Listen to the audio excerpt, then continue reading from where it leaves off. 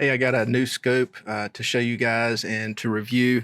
This is the Harris scope from ATHLON Harris SPR, and just received this. This is the 6 to 24 by 56 first focal plane scope, and then this scope also has the APR S9 IR mil reticle in it.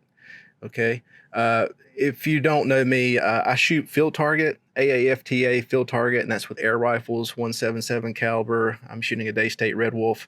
I've had a lot of success shooting with their Helos scope.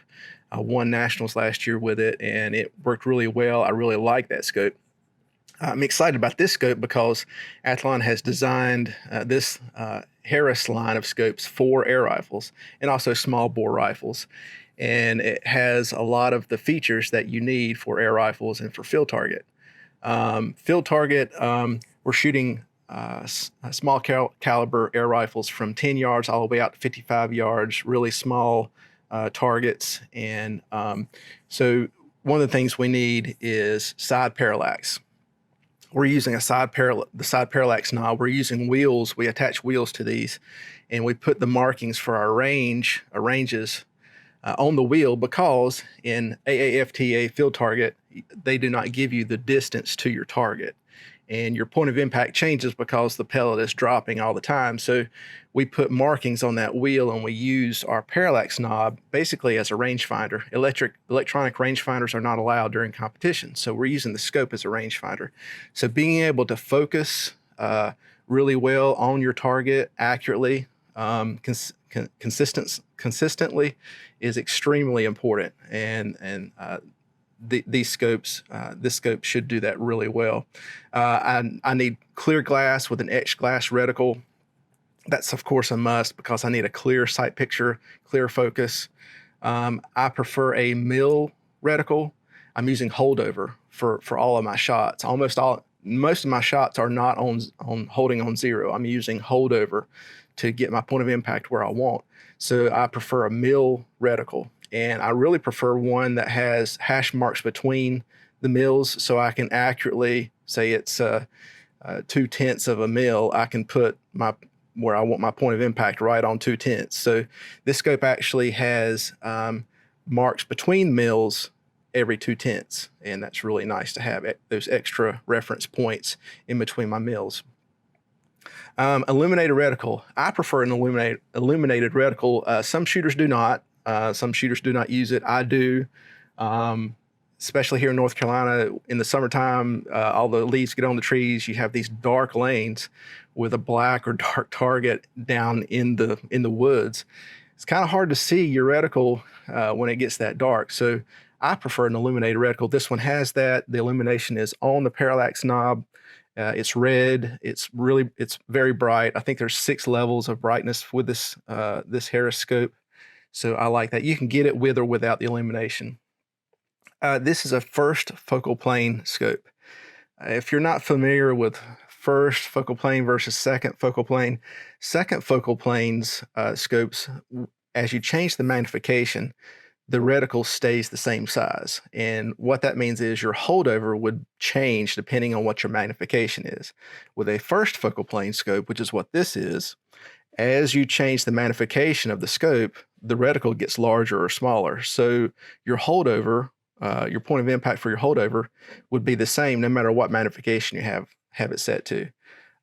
It's a nice thing to have for hunter field target. It's not critical because usually I'm setting it at 16 power. Now this scope goes up to 24 power, but I'll be setting it at 16 because the AAFTA rules for my class, hunter class of shooting, says that I can use no more than a 16 power scope. So I'll be setting it at 16 power, but it's kind of nice to have a first focal plane scope, for other situations or practice where I'm trying to work out the markings on my side wheel to have more magnification, and I know that the holdover will be the same. So that's nice to have, not critical. You can get it either way, first focal plane, the scope, or second focal plane. So like I said, it has to have the 16 power mark on it for the rules, and you cannot go over 16 power for AAFTA hunter class field target. Other classes in AFTA, you can go higher than that, but for my class, the max is 16 power. All right, locking turrets. This scope has a locking windage turret. And that's important to me because last year I was using a different brand of scope that did not have locking turrets at all. And during the match, I somehow probably bumped my windage, didn't know it, and missed some shots. And I'm sure it cost me first place.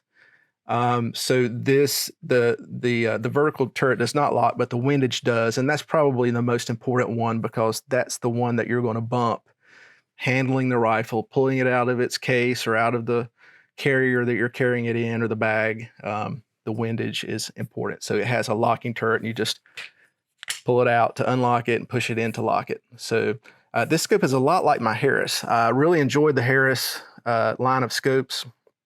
Like I said, I used it last year for nationals and won with it. Focused really well. This scope is very similar to it. Has an almost identical reticle in it.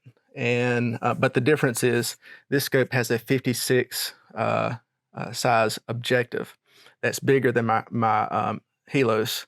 It was 50. So I'm hoping that this scope is going to allow a little more light into the scope, and that's going to make a clearer, brighter picture.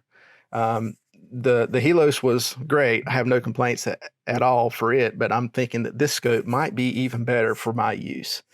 All of the ATHLON scopes that are BTR, ETR, or TAC, all of those scopes are rated for a Springer, spring piston air rifle. So all you spring piston shooters, I have a lot of respect for you guys that you guys can shoot a spring piston accurately.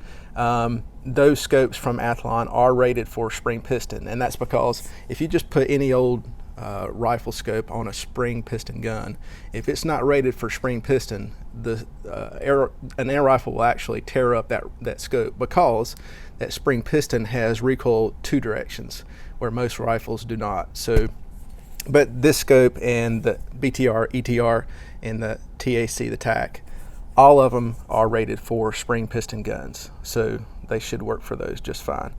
So I'm really excited that ATHLON has this Harris line of scopes for air rifles and small bore rifles. I really appreciate their commitment to the air rifle community with it. I'm going to mount this to my rifle now.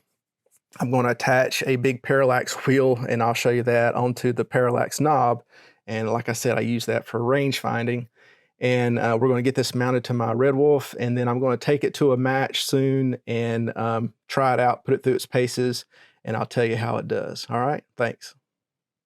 Oh, one more thing I forgot to mention.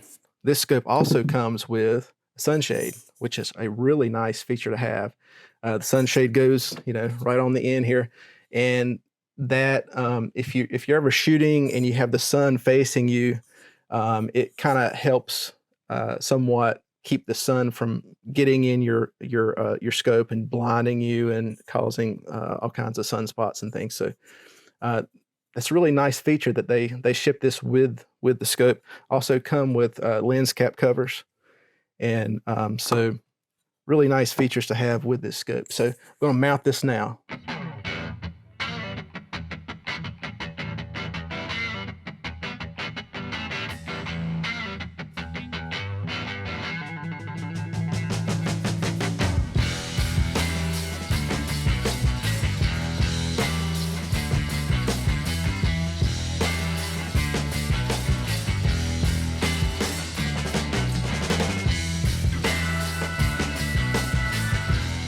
Okay, I've got the scope mounted on my Daystate Red Wolf, and as you can see, I've got this custom wheel from JD's custom design on here.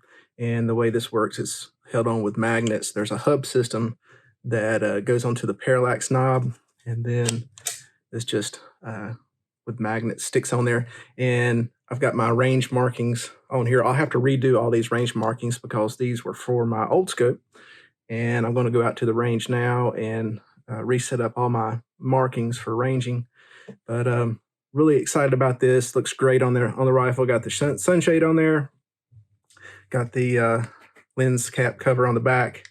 And we're going to go out there and remark my wheel. Thanks for watching.